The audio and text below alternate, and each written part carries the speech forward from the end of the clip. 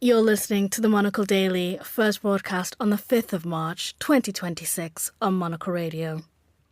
What does war between the United States, Israel and Iran mean for the war between Russia and Ukraine? How long is it going to be possible for the rest of NATO to keep out of this? And an improvement for air travel, where air travel is still possible. I'm Andrew Muller. The Monocle Daily starts now.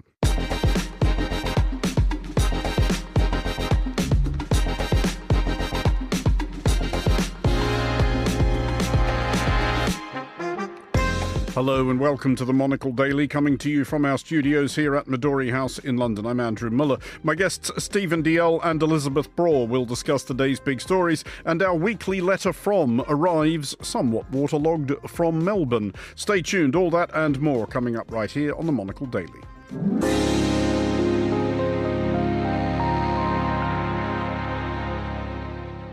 This is the Monocle Daily. I'm Andrew Muller, and I am joined today by Stephen Dalziel, Russia analyst and regular Monocle Radio contributor, and by Elisabeth Braw, senior fellow at the Atlantic Council, author of the upcoming title Undersea War. Hello to you both. Hello. Hello. We will start with one of the wars whose outcome might now depend to some degree or another on the new one, which has just begun. In the course of its 4-year attempt to conquer Ukraine in 72 hours, Russia has made much use of the Iranian-made Shahed drone, which Iran might now want to keep more of to itself. On the upside, at least where Russia is concerned, the attention of the United States is also now consumed elsewhere, and a consequent spike in oil prices may galvanize Russia's economy somewhat. As a subplot, it seems likely that Russian President Vladimir Putin is presently screening his calls for fear of being reminded by his Iranian counterpart, Masoud Pezeshkian, of the strategic partnership he could have sworn the two countries signed 14 months ago. Stephen, we are learning there, not for the first time, about the value of treaty agreements with Russia. But that aside, as a long-time observer of Russia, how much did you enjoy President Putin condemning the death of Ayatollah Ali Khamenei as, and I quote, a cynical violation of all norms of human morals and international law? I did see the irony in that for Putin to talk about. One does not require your expertise in Russia to spot it, to be honest. Indeed. And for Putin to talk about human values when he's just throwing his soldiers like into the meat grinder every day. Russian casualties, probably at least 1,000 a day. Young men being slaughtered. There was a very interesting, very harrowing but very interesting documentary recently. I'm afraid I'm going to mention the BBC again, but on the BBC, called The Zero Line Inside the Russian Army, showing how Russian officers are actually shooting their own men if they refuse to go back into the fight. Very harrowing, very terrible program. I mean, terrible news. So Putin, if anyone doesn't have the right to talk about human morals, then Putin is it. But there's not an easy answer to what this effect is having on Russia, and a lot of it will depend on how long it goes on. But in the initial phase, as you mentioned in the introduction, geopolitically, any friends Russia has will be looking askance because Assad went in Syria, Maduro went in Venezuela, now the Khamenei has gone in Iran. Russia's thought to be Russia's three greatest friends. I'm not sure about allies, but certainly friends. And Putin has sat on his hands and done nothing. And indeed, the Russian foreign minister, Sergei Lavrov, was asked at a press conference only a couple of months ago, if Iran were to be attacked, would you invoke the agreement you mentioned at the start? And he gave the impression that he would. He didn't say outright yes, but then he's a politician, so of course politicians never use the word yes. But he did say that would. So on the geopolitical level, Russia's not doing very well. But of course, it's this question of oil. And with the oil price having risen, having previously dropped to $40 a barrel, which was very, very serious for Russia because its budget, which is already 40 to 45% going to the military, but with the budget dependent on at least $60 a barrel, down at $40, they were in trouble. Well, if it's up around 80, although theirs hasn't reached there yet, Urals is about 57, at least it was in the last 24 hours. But the longer it goes on, the more it can be expected to rise. And ironically, again, it was Russia, Iran and Venezuela that were the three producers of what they call heavy crude, which is a lot of which is then exported to countries like Turkey or India who have the facilities to refine them. And India, it looks as if they're already shrugging their collective shoulders and saying, well, we'll buy more, even though they'd promised President Trump not so long ago that they would buy less, so they wouldn't be sanctioned. Elisabeth, though, how long does any rise in oil prices have to last to make any particular material difference to Russia? So the one thing to remember is that it's not just Russia that is affected positively or negatively by oil prices. What we are seeing at the moment is oil prices rising because oil can't leave the Strait of Hormuz. And that puts a lot of countries in a difficult position. So oil is more difficult. It has become more expensive. But it's also the matter of, can you get it at all if no ships can go in and out of the Strait of Hormuz? Now it's Iran has said the strait is blocked, but in reality, it can only block its side of the strait, not the Omani side, and so it comes down to insurance companies being whether they are willing to let ships sail in or out, and some are willing to let ships sail in and out, and some ship owners are willing to let their ships sail in and out, but very few. So that means that very little oil is coming in, going out of the Persian Gulf, and that is what's leading to this situation with the global oil markets, and that will have knock-on effects because these ships, not only can they not deliver the oil that they were supposed to deliver, they can't then return to collect more oil. So we are in uncharted waters, as it were, when it comes to oil, because we don't know what the longer-term effects will be. It's not the first time there has been trouble in the Strait of Hormuz, but we don't know how long this war will last, and nor does the person who initiated it, apparently. Stephen, leaving aside the question of the oil prices, on the ground in Ukraine, is there any kind of opportunity here, or will Russia think there's an opportunity here in that the focus is off us for the moment, at least? That does, of course, raise the obvious attached question of whether Russia is actually in any position to exploit any such opportunity. I think not, because the fact that the Iranians now need and are using their Shahed drones actually isn't interfering with Russia too much, because initially in the first year of the war, Iran was supplying a huge number of these, but then Russia sort of took them apart and realized how they could make them, because they are, in terms of weaponry, they are pretty simple.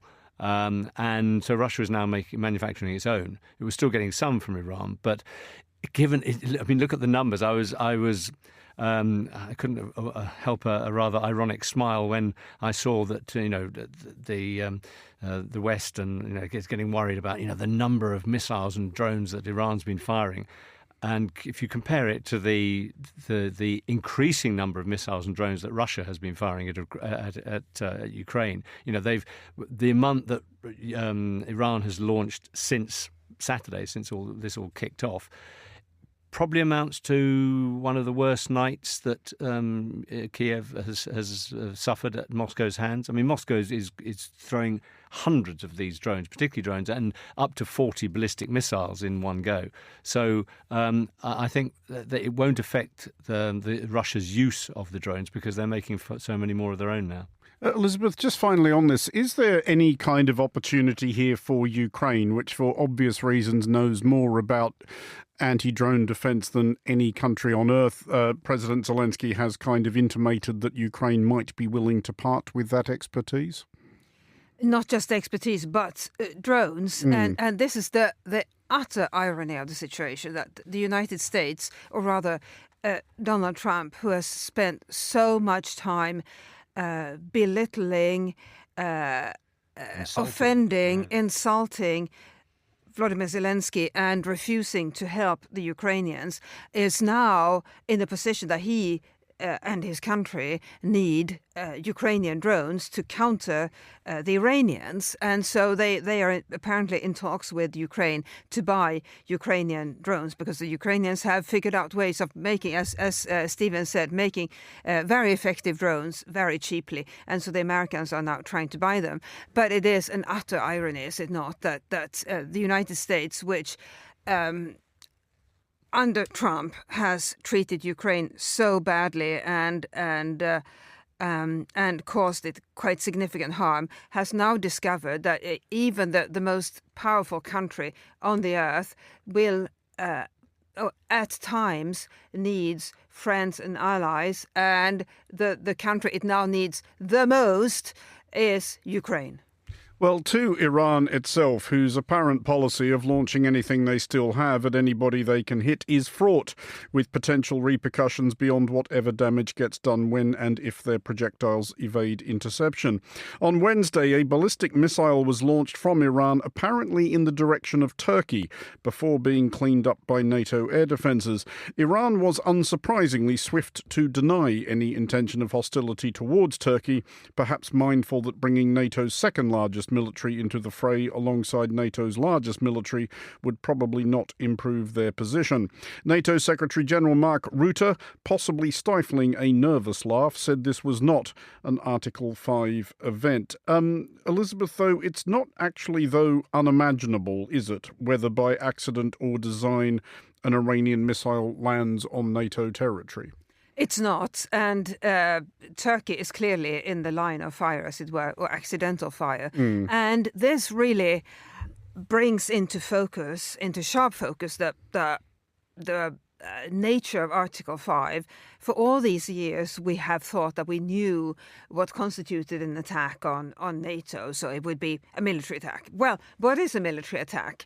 And today, it may look very different from what the founding fathers of NATO had in mind. And in fact, war looks very different from today from what it did back when NATO was founded.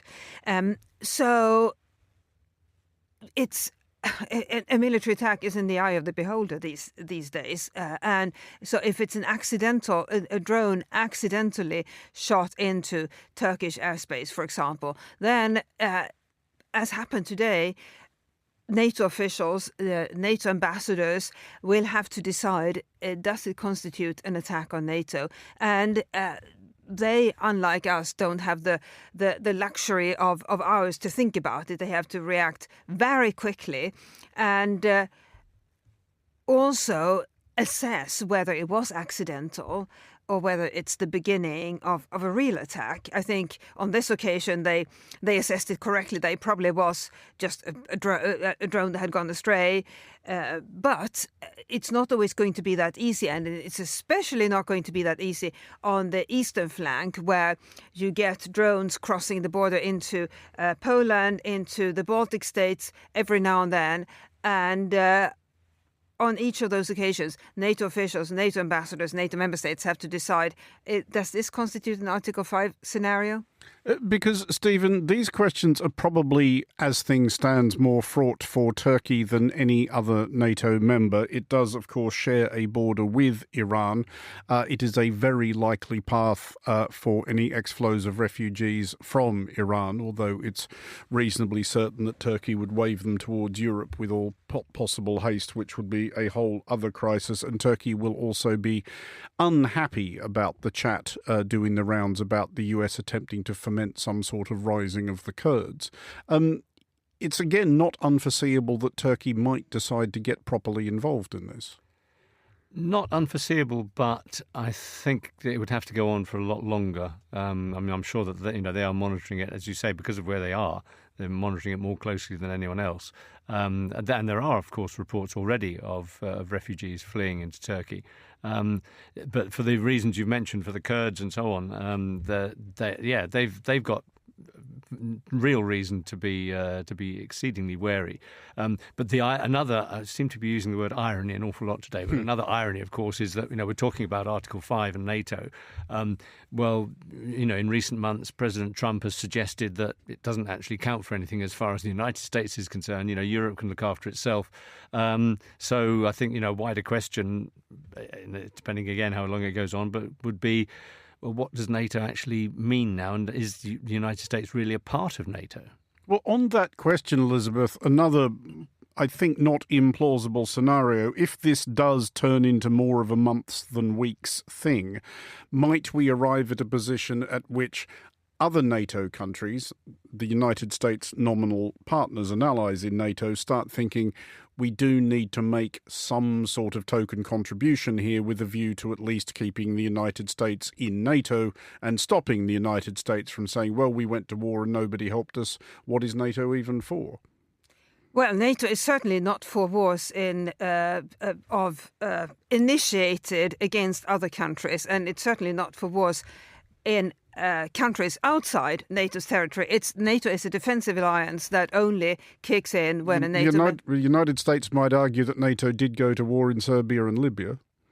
Yes, yes, but that doesn't mean that that's what NATO is about. That was an aberration, one could say, and one that was undertaken to protect NATO. This has nothing to do with NATO. It's a unilateral American undertaking in the Middle East, undertaken for reasons that nobody seems able to articulate, and nobody seems able to understand of those of us who weren't in the room when the decision was taken. But what is, I think, interesting, Andrew, is that the war was initiated by the United States and Israel without apparently consultation with the European countries in whose air bases and other support the United States was interested. Indeed, suggests it would depend, and that has led to anger in Washington over these countries' refusal, to the UK and Spain, their refusal to let the United States use those air bases for this operation. And that really beggars the question, if European support was so necessary for this undertaking in the Middle East, that's nothing to do with NATO, why weren't consultations held? And one thinks that if consultations had been held, the UK and Spain could have made the humble suggestion that maybe it might not be such a good idea to launch this war. And just finally on that thought, Stephen, is it likely that the United States embarked on this thinking that its European allies would fall in behind it, or is the United States at this point simply past caring? I think the latter. Particularly, even if we just narrow it down, I think President Trump is beyond caring. He'd been talking about this for a while, and as Elizabeth said, the only person that or the only country he consulted was Israel. So Benjamin Netanyahu, who's not a member, and then Israel isn't a member of NATO. I don't think in any way Trump can call upon NATO because, he completely ignored other NATO members. I, for one, actually rather respect Starmer for standing up initially anyway and saying, no, actually, you can't use the bases because, you haven't asked us about this and we're not sure we agree with it. And I think Spain's position is even better. And then, Trump throws the toys out of the pram, which we've seen many times, and says, well, we're not going to do any business with Spain then. It just shows how pathetic the man is, I'm afraid. Well, to possibly the most crucial location in hostilities as they presently stand, the Strait of Hormuz, the Persian Gulf pinch point through which is shipped around 20% of the world's oil and natural gas. The strait is, what with one thing and another, presently effectively closed. Shipping companies, crews and insurers unsurprisingly reluctant to test the luck of large, slow vessels bearing flammable cargo. Iran's Islamic Revolutionary Guard Corps Navy has claimed that it is in complete control of the strait and that, quote, not a single drop of oil will pass through it. Elizabeth, the US claims to have sunk more than 20 Iranian naval vessels of one kind or another. That would range from the large frigate they sank off Sri Lanka earlier this week to rather smaller things. But given the rate of apparent attrition that Iran's naval assets and missiles are suffering, can they sustain a blockade of the Strait of Hormuz? Well, we should remember that you can use things other than naval vessels to blockade. You can use missiles and that kind of thing, which is essentially what the Houthis have done in the Red Sea, firing missiles and drones at ships, making it too unsafe for them to pass through.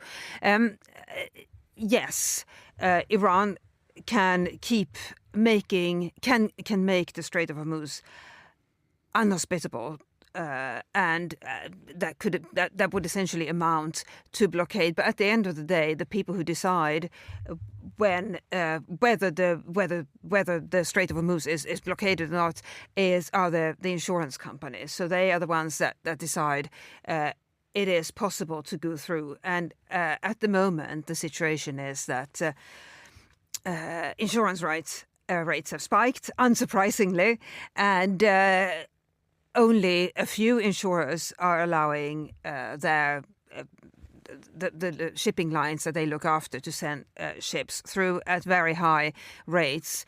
And then it depends on whether the shipping lines are willing to send ships into the Strait of Hormuz from either side, knowing that it's going to cost them a lot of money, knowing that their crews could be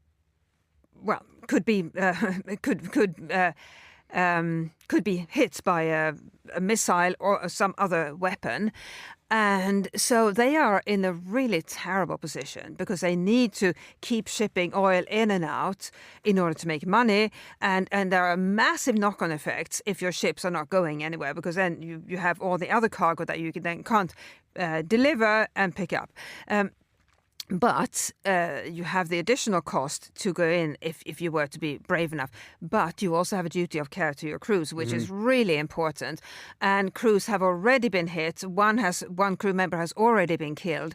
And that is a really, really significant, rightly significant issue for shipping lines. They have a responsibility for their crews, and it is undeniable that it is very dangerous to go through the strait at the moment. I mean, it's proving, Stephen, not the only dangerous shipping route in broadly the vicinity at the moment. A Russian LNG tanker, Arctic Matagaz, was sunk in the Mediterranean earlier this week. Russia is blaming Ukraine for this. Ukraine is doing that thing of sticking its hands in its pockets and walking away whistling a happy tune. But is this something we're likely to see more of? Is this arguably something we should already have seen more of? The ship in question, the Arctic Matagaz, to be clear, was unarguably part of Russia's so-called shadow fleet, was already heavily sanctioned. Yeah, I'm quite surprised that we haven't seen more of these. I mean, of course, what Ukraine has done is it's decimated the Russian Black Sea Fleet. In fact, they've now all pulled out of Crimea, where they'd moved into, thinking that it was now Russian territory. So many ships have been sunk, and they've pulled way back down the Russian coast. I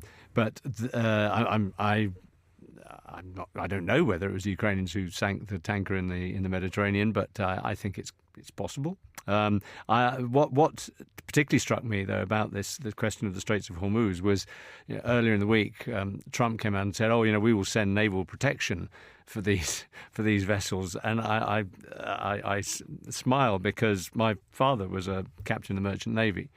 And I could imagine if he was told, no, don't worry, we'll have a naval ship protecting you. My father could come out with, as a seafarer, he would come out with some pretty colourful language at times. And I imagine him turning around and saying, I am not going to put, as Elizabeth said, I'm not going to put my crew at risk by sailing there, however many ships you guarantee, because whatever the systems are on board the US Navy ships, a missile coming fast and low across the water, there's no guarantee it would be intercepted by the American naval ships. So, as I say, I was my late father. I could hear his voice saying, I'm not going to touch that with a barge pole.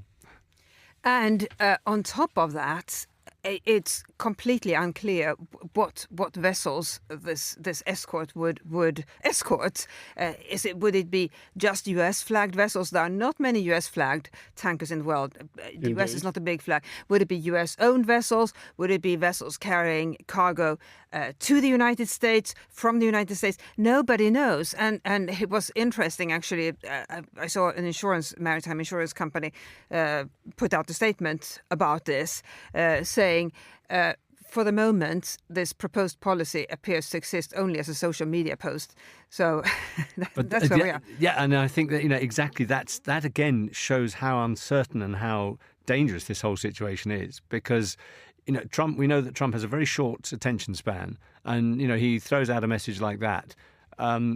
There doesn't appear to be a coherent policy behind it, as with many other things. I mean, this is one of the things that makes this whole situation dangerous and frightening, because if it starts to go wrong for the United States, if more targets are hit by the Iranians, more Americans are killed, what's going to happen then? Well, it was, of course, last week he was promising to send a hospital ship to Greenland, which is doubtless still on its way. But, by way of illustration that it's perhaps not all bad, that humankind is not, despite this week's headlines, regressing entirely to Hobbesian squalor, and that blows in the service of the advancement of civilization are still being struck, hat all the way off to United Airlines, which has updated its contract of carriage to address the menace of pestilential morons who consume electronic audio without headphones.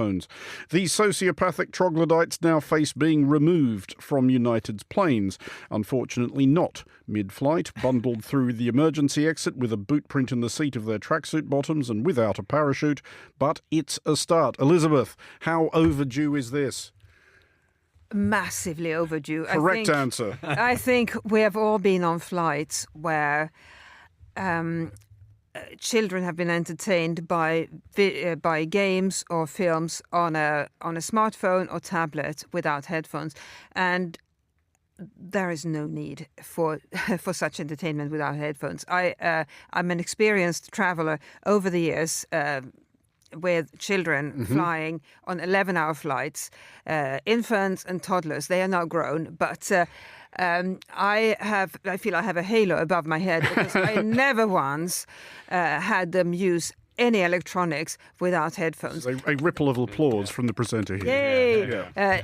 Airplanes have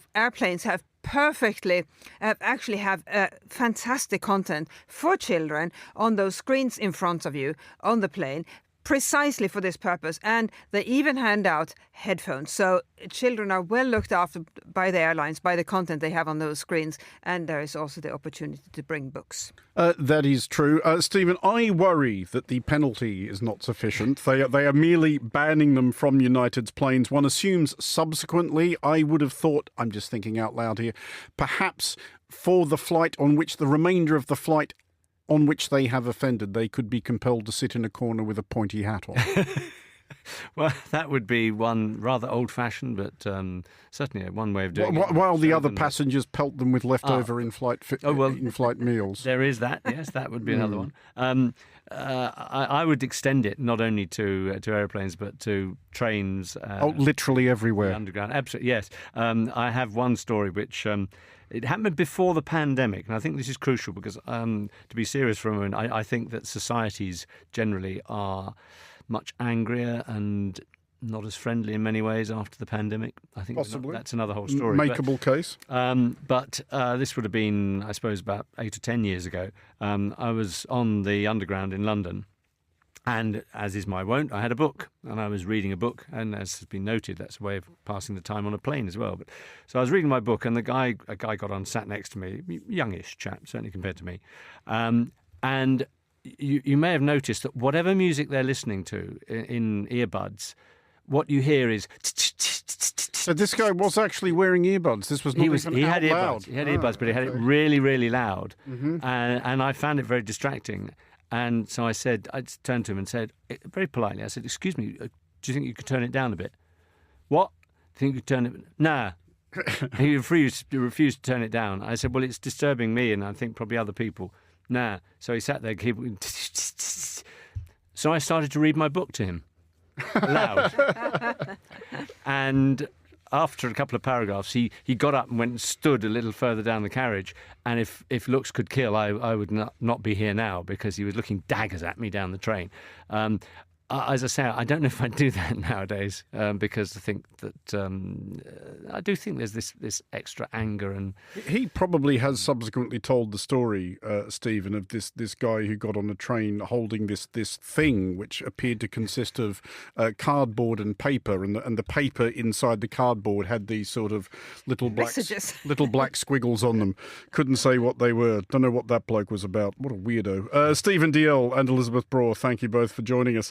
Finally, on today's show, our weekly letter is from me, from Australia, making a case for taking the ferry in Melbourne.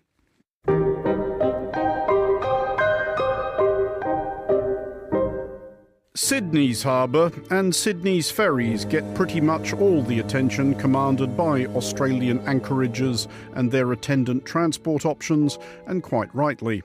Sydney is the only city in the world of which it can be accurately said that the best thing a visitor can do is go commuting. But Melbourne has an, well, if not quite or indeed nowhere near an equivalent, then an analogue, at which some backdrop needs to be filled in. While the whole world knows of Sydney Harbour, great port and incomparable playground overlooked by its magnificent bridge and eccentric opera house, much less is said of Port Phillip in Melbourne. This is understandable. Port Phillip is serviceable rather than spectacular. There is an argument to be made, indeed, that the uneven natural splendour of their foreshores has done much to shape the different characters of Australia's two biggest cities. Sydney, the exuberant, insufferable show-off; Melbourne, the stolid, unfussy stoic. And nobody really commutes on Port Phillip. Where Sydney's representative urban transport is its ferry, Melbourne travels by tram. Stately, dignified, no rush. But there are Port Phillip ferries. These are the boats operated by the company of that name, which connect Melbourne to Port Arlington and Geelong. And there is an even more quaint option, the St Kilda ferry.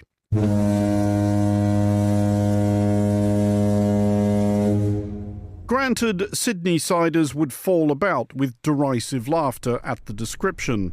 The prides of Sydney's fleet of 39 ferries are the mighty freshwater-class ferries, which often ply the route between Circular Quay and Manly. They are 70 metres long, at least twice the size of any of the Royal Navy craft which bore the first boatloads of bilious brigands, seasick scofflaws and nauseous ne'er-do-wells into Sydney Cove in 1788, and can carry 1,100 passengers. The St Kilda ferry is just one boat, the privately owned Coastal Flyer, which seats maybe 20 or 30 people, and on the afternoon I board a couple of dogs. Coastal Flyer sails a few times a day between St Kilda, Williamstown and Port Melbourne, though in the evening it offers cruises to witness the local population of penguins. I pay my $22 to take the ride from St Kilda to Williamstown. St Kilda is Melbourne's modest equivalent to Coney Island, a seaside suburb with a boardwalk and a fun fair and a grand old theatre, though the area is most popularly associated with the local Australian Rules Football Club, established in 1873 and mostly hapless and or hopeless ever since, an almost impressive record of obstinate underachievement which has made them everyone's second favourite team.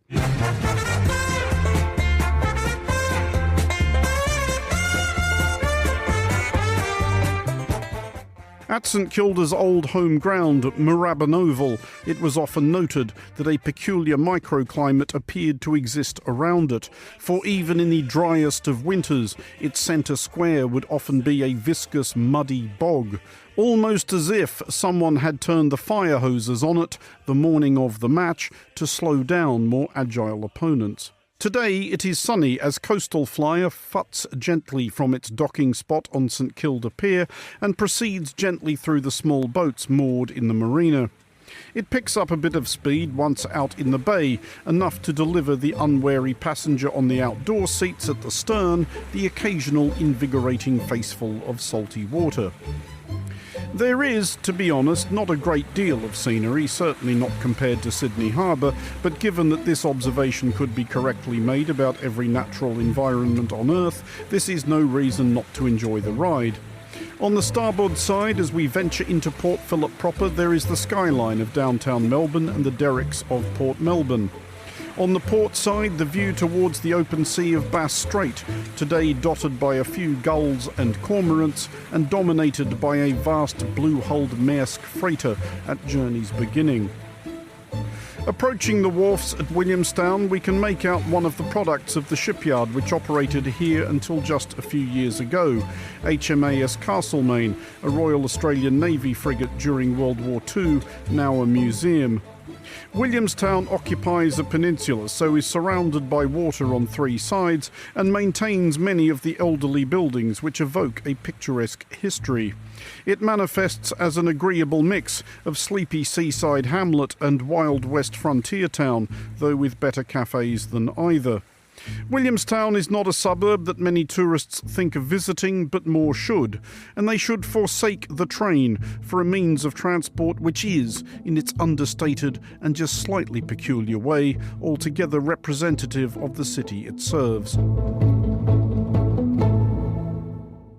And that is all for this edition of the Monocle Daily. A big thanks to our panellists today, Elisabeth Braw and Stephen Dalziel. Today's show was produced by Chris Chermack and researched by Annalise Maynard.